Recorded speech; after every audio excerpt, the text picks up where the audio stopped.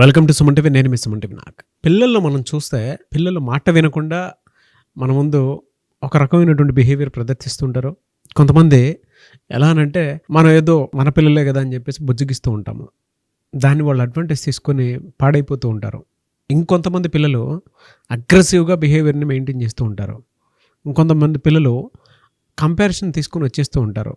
కొంతమంది పిల్లలు తెలియకుండానే చిన్న చిన్న దొంగతనాలకి వాటికి అలవాటైపోతూ ఉంటారు చిన్నప్పటి నుంచే.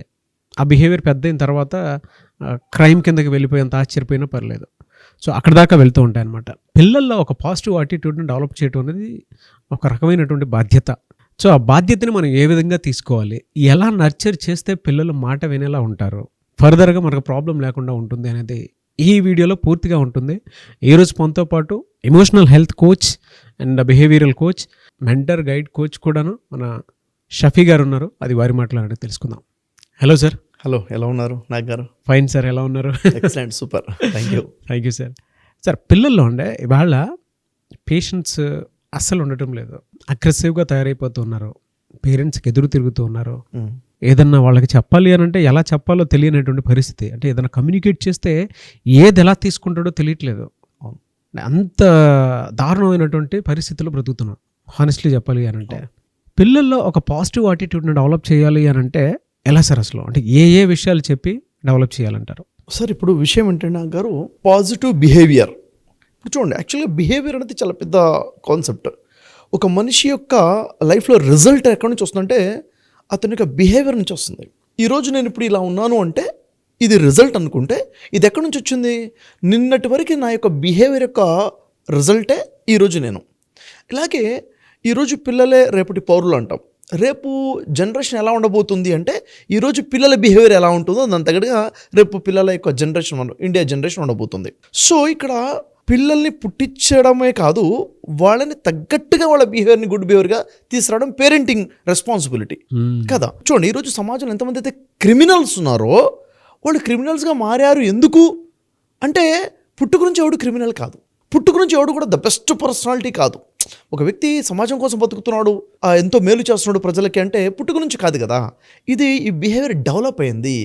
దీంట్లో అతి పెద్ద పాత్ర ఎవరిదైనా ఉంది అంటే పేరెంట్స్ పాత్ర ఉంది. చిన్నప్పటి నుంచి కూడా నాగరాజు గారు మనం వింటే షాక్ అవుతాము, ఆశ్చర్యం అనిపిస్తుంది. పుట్టినప్పటి నుంచి 7 సంవత్సరాల లోపులోనే అసలు ప్రోగ్రామింగ్ సెట్ అయి ఉంటుందండి.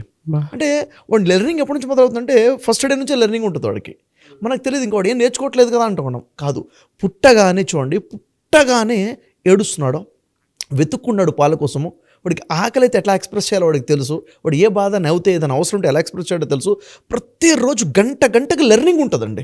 First month learning, second month learning, first ఇయర్లో learning, second year learning, 7 years వరకు ఏదైతే లెర్నింగ్ చాలా ఫాస్ట్గా ఉంటుంది.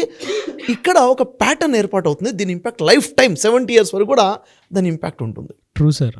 కాబట్టి ఇప్పుడు చెప్పండి, 1 సంవత్సరం బాబే కదా అని పేరెంట్స్ పట్టించుకోరు. కాదు, వాడు అబ్జర్వేషన్లో ఉన్నాడు, వాడి చెవులు పనిచేస్తూనే ఉన్నాయి కదా, వాడు కళ్ళు కనిపిస్తూనే ఉన్నాయి కదా, వాడు బ్రెయిన్ పనిచేస్తుంది కదా. అంటే వాడికి అర్థం కావట్లేదు అనుకున్నాము, వాడు అర్థం చేసుకున్న విషయం మనకు తెలియదు. హీస్ అబ్జర్వింగ్ అనమాట. కాబట్టి అక్కడ వాళ్ళ బ్రెయిన్ ప్యాటర్న్ ఏర్పాటు అవుతుంది. ఇక్కడ పేరెంట్స్ రోల్ చాలా ఎక్కువగా ఉంది. ఇక్కడ నుంచే పిల్లల యొక్క బిహేవియర్ని పాజిటివ్గా గుడ్ బిహేవియర్ వచ్చే విధంగా మనం చేయగలగాలి అన్నది వెరీ ఇంపార్టెంట్. 7 years వరకు ఒక స్టేజ్ అయితే 7 years నుంచి 14 years వరకు ఒక స్టేజ్ ఉంటుంది. 14 నుంచి 21-22 years వరకు ఒకటి ఉంటుంది అనమాట. మనం ఏం చేయాలి? సరే, నా పిల్లవాడు ఆల్రెడీ 10 yearsకి వచ్చేసాడండి, ఇప్పుడు ఏం చేయాలనే వాళ్ళు చాలామంది ఉంటారు, నాకు తెలియదు అనేవాళ్ళు. సరే, what ever it may be, ఏది ఉన్నా కానీ ఇప్పటి నుంచైనా కానీ మన బిహేవియర్ చేంజ్ మీద వర్క్ చేయొచ్చు. ఫర్ ఎగ్జాంపుల్ చూడండి, ఒక మనిషి యొక్క బిహేవియర్ గుడ్ ఉందనుకోండి, మంచి ప్రవర్తన ఉంది, మంచి బిహేవియర్ ఉంది, రిజల్ట్ ఏముంటుంది? ఉదాహరణకి నా ప్రవర్తన మంచిగా ఉంటే, నా ప్రవర్తన మీ పట్ల మంచిగా ఉంటే మీరేం చేస్తారు? హ్యాపీ ఫీల్ అవుతారు. మీరు కూడా నాతో మంచి ఎన్విరాన్మెంట్ క్రియేట్ చేస్తారు, మంచిగా బిహేవ్ చేస్తారు, రిలేషన్ బిల్డ్ అయింది. ఎక్కడైతే నాకు రెస్పెక్ట్ కూడా వచ్చిందో మీ దగ్గర నుంచి, నాకు సెల్ఫ్ ఎస్టీమ్ పెరిగింది కదా, నేనంటే నాకు ఒక గౌరవం పెరుగుతుంది, నాకు కాన్ఫిడెన్స్ పెరుగుతుంది, ఒక పాజిటివ్ ఎన్విరాన్మెంట్ వచ్చింది, నాకు ఒక రిలేషన్ బిల్డ్ అయింది. చూసారా? ఈ విధంగా చూసుకుంటే ఒక పిల్లవాడిలో కూడా పాజిటివ్ బిహేవియర్ డెవలప్ అవుతే తనకు ఫ్రెండ్ సర్కిల్ పెరుగుతుంది, తనకి హ్యాపీనెస్ డెవలప్ అవుతుంది, దాంతోపాటు వాడికి సెల్ఫ్ ఎస్టీమ్ పెరుగుతుంది, సెల్ఫ్ కాన్ఫిడెన్స్ పెరుగుతుంది. వారు ఇంకా చెప్పాలంటే ఆ కాన్ఫిడెన్స్ అనేది తన ఎడ్యుకేషన్లో, తన కెరీర్లో గ్రోత్ కోసం ఉపయోగపడుతుంది. అంటే ఇది మొత్తం కూడా తన ఫ్యామిలీ లైఫ్లో, రిలేషన్స్ నిలబెట్టుకోవడంలో అన్ని విధాలుగా కూడా మంచిగానే ఉంటుంది. అదే బిహేవియర్ బ్యాడ్గా ఉంటే, వేరే వాళ్ళతో బ్యాడ్గా బిహేవ్ చేస్తే ఎదుటి వ్యక్తి వీడిని అసహించుకుంటాడు. చీదరించుకుంటాడు, దూరం చేసేసుకుంటాడు, తిడతాడు, కోపం ఉంటుంది, ఈ రిలేషన్స్ బ్రేక్ అయిపోతాయి. ఎప్పుడైతే ఎదుటి వ్యక్తి బిహేవియర్ తనతో నెగిటివ్గా ఉంటుందో సెల్ఫ్ ఎస్టీమ్ పడిపోతుంది, తన మీద తన గౌరవం, వేరే వాళ్ళు రెస్పెక్ట్ ఇవ్వరు, తనకు తాను రెస్పెక్ట్ ఇచ్చుకోలేడు, కాన్ఫిడెన్స్ లాస్ అయిపోతుంది. ఇంకా ప్రతి దాంట్లో కూడా లో కాన్ఫిడెన్స్ పెర్ఫార్మెన్స్ వల్ల రిజల్ట్స్ కూడా నెగిటివ్ రిజల్ట్స్ వస్తాయి. కాబట్టి తన ఫ్యామిలీలో అయినా, తన కెరీర్లో, ఎడ్యుకేషన్లో ఎక్కడ చూసినా కానీ నెగిటివ్ రిజల్ట్స్ వస్తుంటాయి అన్నమాట, రిజల్ట్స్. కాబట్టి పాజిటివ్ బిహేవియర్ అనేది పిల్లలది పేరెంట్స్ రెస్పాన్సిబిలిటీ. దీని బేసిక్ టిప్స్ మాట్లాడుకోవచ్చు నాగరాజు గారు మనం. ఇప్పుడు పేరెంట్గా నేను ఒక పేరెంట్గా నేనేం చేయాలి, మీరు ఒక పేరెంట్గా మీరేం చేయాలి, ఎవరైనా కానీ. ఇప్పుడు మనం మాట్లాడుతున్నది ప్రతి పేరెంట్ చూడాల్సినటువంటి పాయింట్ అనమాట. ఏదో నాకు తెలుసు అనుకుంటాం, కాదు, మనం తెలియకుండా చాలా తప్పులు చేస్తుంటాం పిల్లల విషయంలో. అది కాకుండా అసలు ఎలా అంటే కొన్ని టిప్స్ చెప్తాను, వీటిని అర్థం చేసుకుని ఇంప్లిమెంట్ చేస్తే డ్రాస్టిక్ చేంజ్ వస్తుంది ఫ్యూచర్లో పిల్లల విషయంలో మాత్రం. ఫస్ట్ విషయం ఏంటంటే, పిల్లలకి మనం చెప్పాల్సింది ఏంటిది, బీ కైండ్ అని చెప్పగలగాలి. దయతో ఉండు, కైండ్ఫుల్గా ఉండు అని చెప్పగలగాలి. పిల్లలకి చెప్పాలి అంటే ఏంటో వాళ్ళకి అర్థమయ్యేటట్టు చెప్పాలి. ఏంటిది, బీ కైండ్ టువర్డ్స్ అదర్స్. నీ చెల్లితో, నీ తమ్ముడితో, మీ అక్కతో, మీ అమ్మ నాన్నతో, నీ ఫ్రెండ్స్తో, నైబర్స్తో నువ్వు ఎలా ఉండాలి, దయతో ఉండు. అంటే ఎలా, దయ అంటే ఏంటి, కేరింగ్తో ఉండు, షేరింగ్తో ఉండు. నువ్వు షేర్ చేసుకోవడం మొదలుపెట్టి, నీ ఆట బొమ్మలు ఉన్నాయి కదా, నీ pen, pencil, notes, class work, నువ్వు ఆడుకునే బొమ్మలు, నీ సైకిల్, షేర్ చేయి. ఈ షేర్ చేయటం అనేది మంచి అలవాటు, ఇట్స్ గుడ్ బిహేవియర్ అని వాడికి చెప్పాలి. మనం చేయాలమ్మా, ఇలా ఇవ్వాలి అని చెప్పాలి. దీంట్లోనే షేరింగ్లోనే కేరింగ్ కూడా ఉంది. ఈ కేర్ చేయడం చాలా మంచి అలవాటు. ఉదాహరణకి ఎవరికైనా కాలికి దెబ్బ తగిలి ఏడుస్తున్నాడు, నువ్వు పట్టించుకోవాలి, మాట్లాడాలి, అతనికి హెల్ప్ చేయాలి. ఎవరికైనా ఏదైనా అవసరం ఉందంటే నువ్వు హెల్ప్ చేయగలగాలి. స్కూల్కి వెళ్ళావు, మీ ఫ్రెండ్ లంచ్ బాక్స్ తెచ్చుకోలేదు, స్నాక్స్ తెచ్చుకోలేదు, నువ్వు అతనికి షేర్ చేయాలి, కేర్ చేయాలి. ఇది ఎవరు చెప్పాలి చెప్పండి, పేరెంట్సే చెప్పాలి. లేకపోతే ఇక్కడి నుంచి నేర్చుకుంటారు పిల్లవాడు. ఇప్పుడు కూర్చొని ఉన్నారు, అక్క, చెల్లె, తమ్ముడు ఎవరో ఉన్నారు ఇంట్లో, ఒకరికి నీళ్లు కావాలన్నప్పుడు తమ్ముడిని అక్కడిని అడిగినప్పుడు వెళ్ళి తీసుకొచ్చి వాళ్ళు, నేను ఇవ్వాలా నీకు, నువ్వు తెచ్చుకోలేవా అన్న వర్షన్ ఎలా ఉంది, నీళ్లు నీకు కావాలక్క నేను తెచ్చిస్తాను అన్న వర్షన్ ఎలా ఉంది. ఇది ఎక్కడి నుంచి పుట్టాలి చెప్పండి, ఇంట్లో నుంచే పుట్టాలి. ఇది ఇట్ లీడ్స్ టు ఫ్యూచర్ అనమాట. చాలా పెద్ద పెద్ద విషయాలు అవుతాయి. వాడు ఫ్యూచర్లో క్రిమినల్గా మారాలా, సోషల్ వర్క్, దేశానికి ఒక ఉపయోగపడే వ్యక్తిగా మారాలన్నది ఇక్కడ నుంచి మొదలవుతుంది. ఇది అంటే ఈ బిగ్ కైండ్ అన్నది మనం క్లారిటీగా చెప్పాలి. ఇది అర్థమయ్యేటట్టు చెప్పొచ్చు. ఒకవేళ నీకు ఎవరన్నా హెల్ప్ చేశారనుకో నీకు ఎలా అనిపిస్తుంది అని అడగాలి. మంచిగా అనిపిస్తుంది. ఎవరైనా నిన్ను చూసి స్మైల్ ఇచ్చారనుకో నీకు ఎలా అనిపిస్తుంది, చాలా మంచి. నువ్వు కూడా వేరే వాళ్ళకి చూసి స్మైల్ ఇవ్వాలి, వేరే వాళ్ళకి హెల్ప్ చేయాలి అని చెప్పగలగాలి. చూడండి, మనం ఏది చెప్తే అది నేర్చుకుంటుంది. మనం ఏం చెప్పకపోతే వాళ్ళు ఏది కనిపిస్తే అది నేర్చేసుకుంటూ ఉంటారన్నమాట. కాకపోతే టీచ్ గుడ్ అన్నది వెరీ ఇంపార్టెంట్, మంచి బిహేవియర్ని డెవలప్ చేయడం కోసము.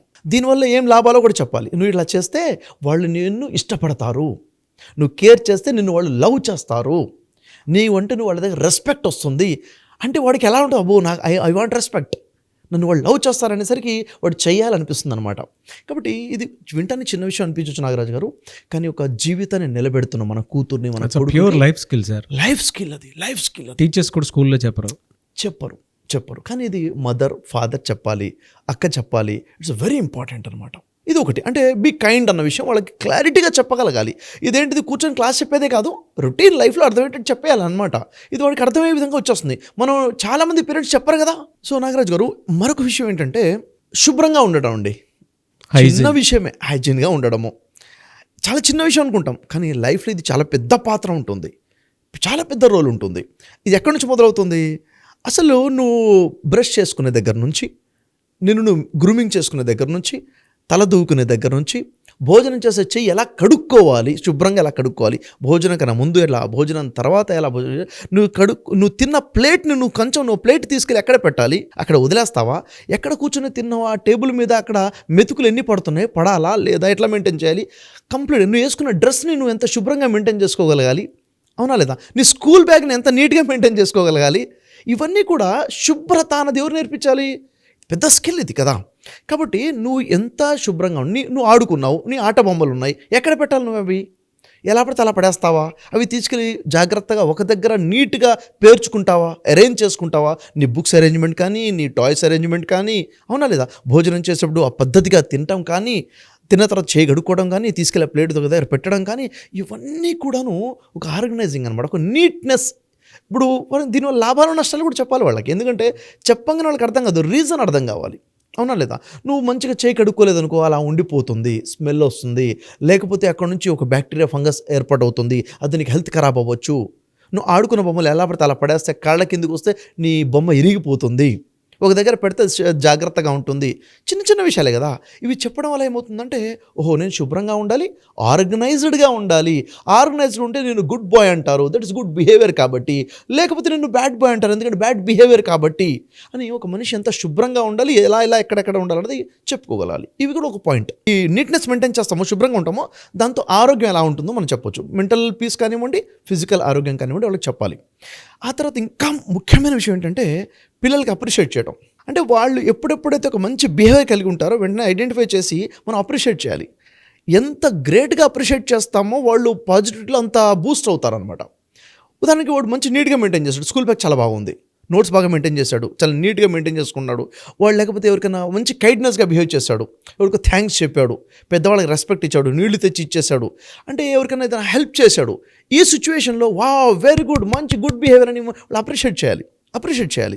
అయితే దానికోసము చిన్న చిన్న గిఫ్ట్స్ ఏమైనా ఇవ్వడం కానివ్వండి, స్టార్ మార్క్ ఇవ్వడం కానివ్వండి. ఉదాహరణ చిల్లలు చూడండి, ఇంట్లో పిల్లలు ఒకళ్ళు ఇద్దరు ఉంటారు, ఒక చార్ట్ పెట్టేయాలన్నమాట. 2 చార్ట్స్ అంటే ఒక అబ్బాయి ఉన్నాడు, 2 చార్ట్స్ పెట్టారు. వాళ్ళు మంచి బిహేవియర్ చేయగానే నీకు స్టార్ వచ్చింది అని చెప్పి స్టార్ మీద వేసేసాం. నాకు 5 స్టార్స్ వచ్చాయి అంటే నాకు 3 స్టార్స్ వచ్చాయి, నాకు 5 స్టార్స్ రావాలంటే నేనేం చేయాలి, నేను కూడా గుడ్ బిహేవియర్లోకి వెళ్ళిపోవాలి. చూసారా? అంటే అప్రిషియేషన్ రకరకాలుగా మనం చేయొచ్చు. వాళ్ళకి వెంటనే చేయగానే థమ్స్ చూపించవచ్చు. థమ్ చూపించడం చిన్న అనుకోండి, వాళ్ళకి చాలా అప్రిషియేషను. వాళ్ళకి హైఫై ఇచ్చేయాలి, హైఫై ఇచ్చేసి వాడు చాలా హ్యాపీగా ఫీల్ అవుతాడు. నేను మంచి పని చేశాను కదా, మళ్ళీ హైఫై మా డాడీ నాకు ఇవ్వాలంటే నేను మళ్ళీ మంచి పని చేయాలంటాడు, స్టార్స్ చూసుకుంటాడు. ఇవన్నీ కూడా చిన్నవి కాబట్టి appreciation is very very important. దానివల్ల బూస్ట్ అవుతుంది పాజిటివ్ బిహేవియర్. పాజిటివ్ పెరిగితే నెగిటివ్ ఎక్కడ ఉంటుంది? అవును, పాజిటివ్ని బూస్ట్ చేసుకుంటూ వెళ్ళిపోవడం అనమాట. నాగరాజు గారు ఇక్కడ మరొక పాజిటివ్ బిహేవియర్ ఏంటంటే, ఇంపార్టెంట్ ఏంటంటే, ఎక్కువ ఇంపాక్ట్ చూపించేది వాళ్ళని ఎంకరేజ్ చేయాలండి. ఇండిపెండెన్సీని ఎంకరేజ్ చేయాలి, రెస్పాన్సిబిలిటీని ఎంకరేజ్ చేయగలగాలి. ఇప్పుడు ఇది నా రెస్పాన్సిబిలిటీ, ఇది నా బాధ్యత అని చెప్పేసి. ఫర్ ఎగ్జాంపుల్ చూడండి, చిన్న చిన్న విషయాలే.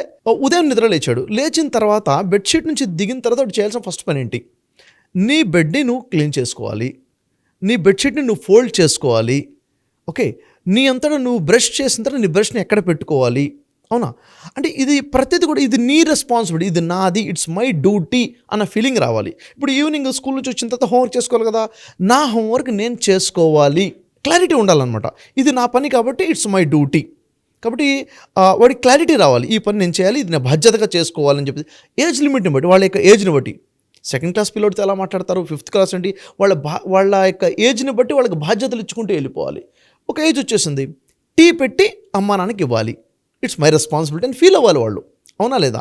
అంటే ఈరోజు నేను సండే కాబట్టి ఈరోజు ఇంట్లో వంట నేను చేయాలి, కూరగాయలు నేను కోసి మమ్మీకి హెల్ప్ చేయాలి, డాడీ షూస్ నేను పాలిష్ చేయాలి, నా డ్రెస్ని నేనే ఐరన్ చేసుకోవాలి, ఈరోజు నా బట్టలు నేనే ఉతుక్కోవాలి. ఇవన్నీ కూడా ఇండిపెండెన్స్, ఇది నాది కాబట్టి ఇది నేను చేయాలి.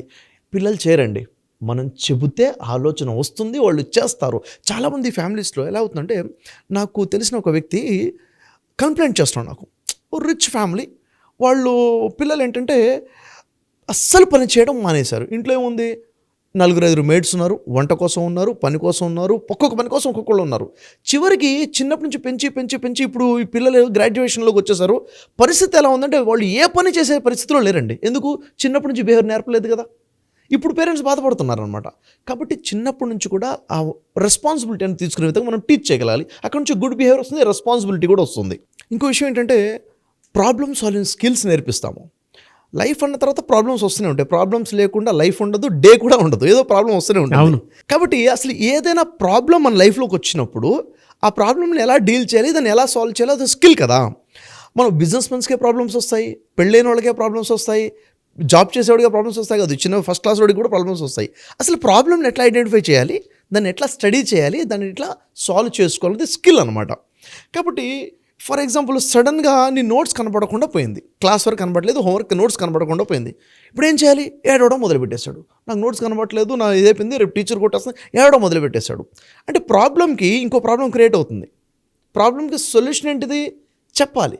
ఏ ప్రాబ్లం వచ్చినా కానీ ఫస్ట్ వెంటనే రియాక్ట్ అవ్వద్దు, నువ్వు కూల్ అయిపో. ప్రాబ్లం వచ్చింది కదా, నువ్వు ఏడవడం వల్ల, నువ్వు రియాక్ట్ అవ్వడం వల్ల ప్రాబ్లం దూరం కాదు పెరుగుతుందేమో.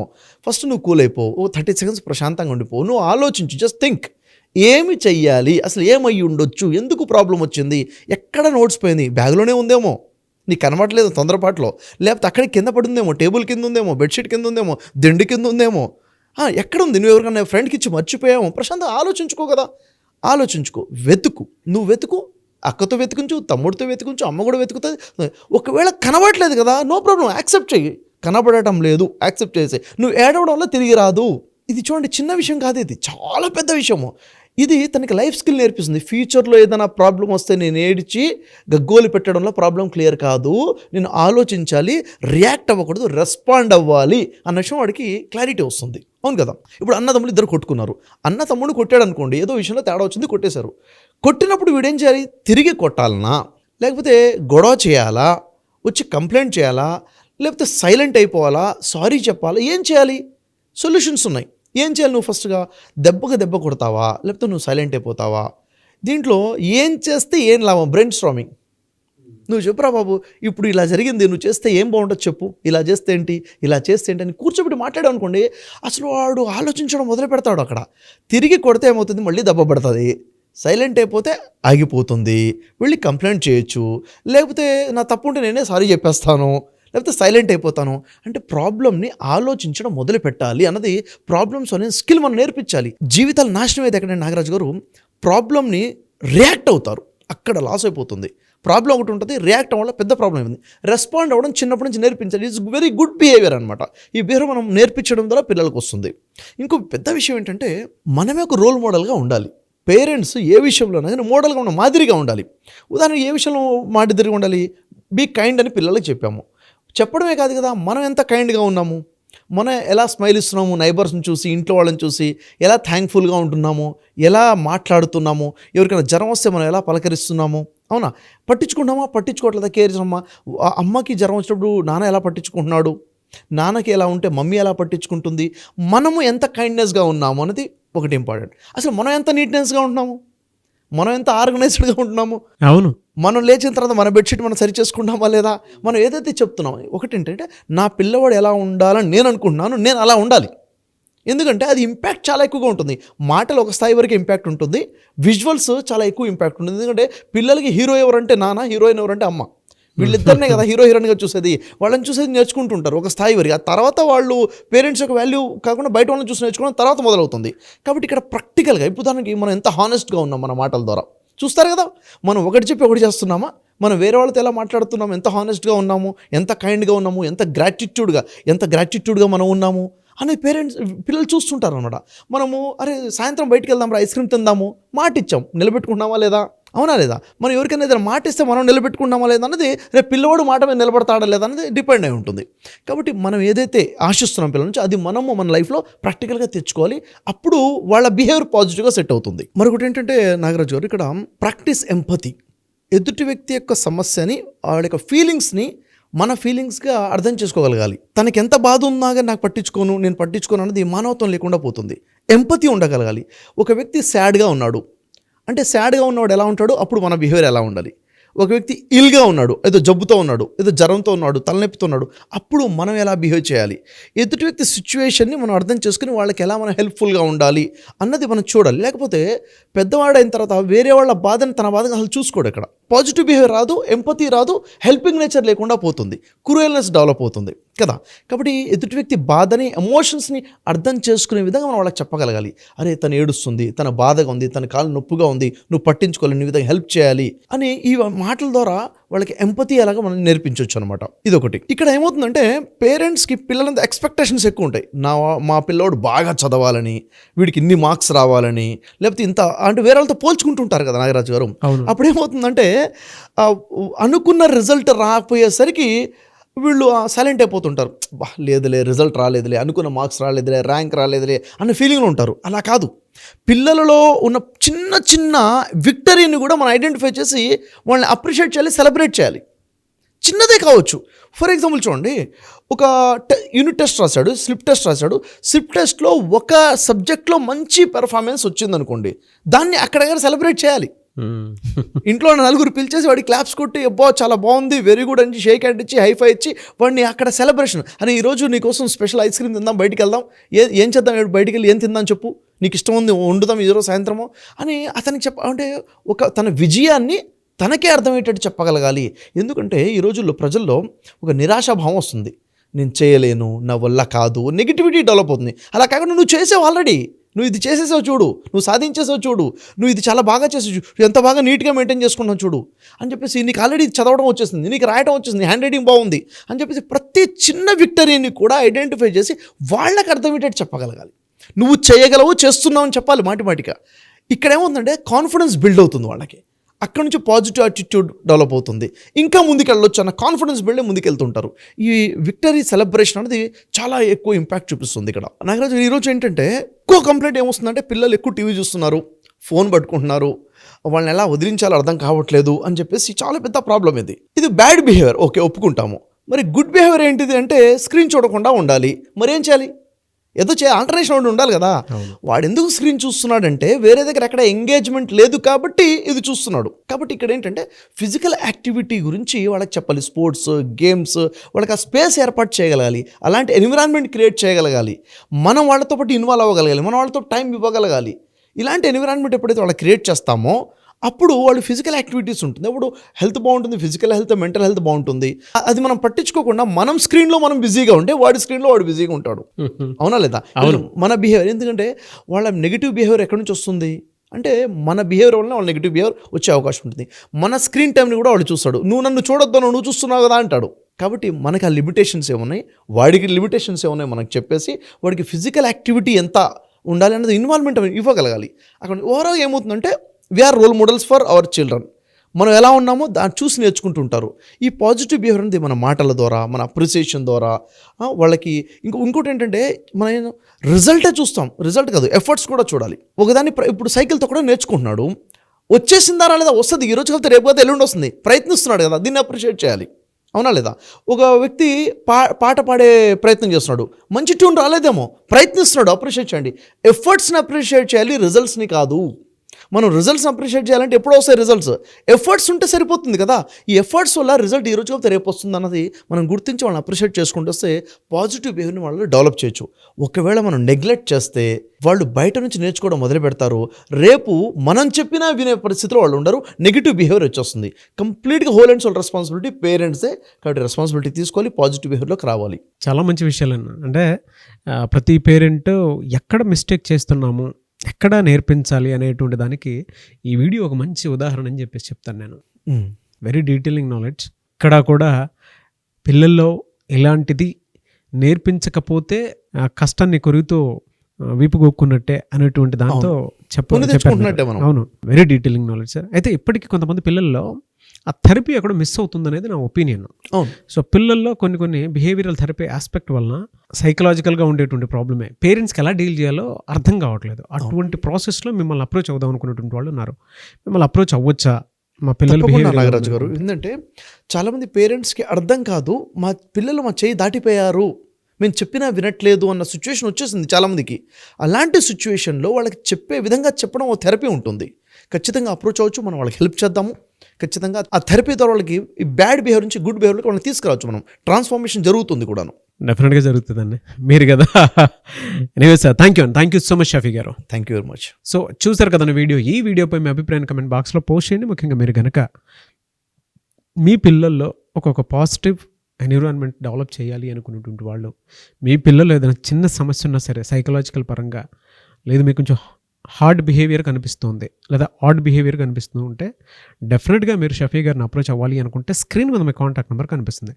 దానికి మీరు కాల్ ఆర్ మెసేజ్ వాట్సాప్ చేసినా సరే వెంటనే ఎన్రోల్ చేసుకోండి, అపాయింట్మెంట్ బుక్ చేసుకోండి. అండ్ ఈ వీడియో లైక్ చేయండి, షేర్ మాత్రం తప్పకుండా చేయండి. ఇలాంటి మరిన్ని వీడియోస్ కోసం మా ఛానల్ ఫాలో అవ్వండి. Thank you.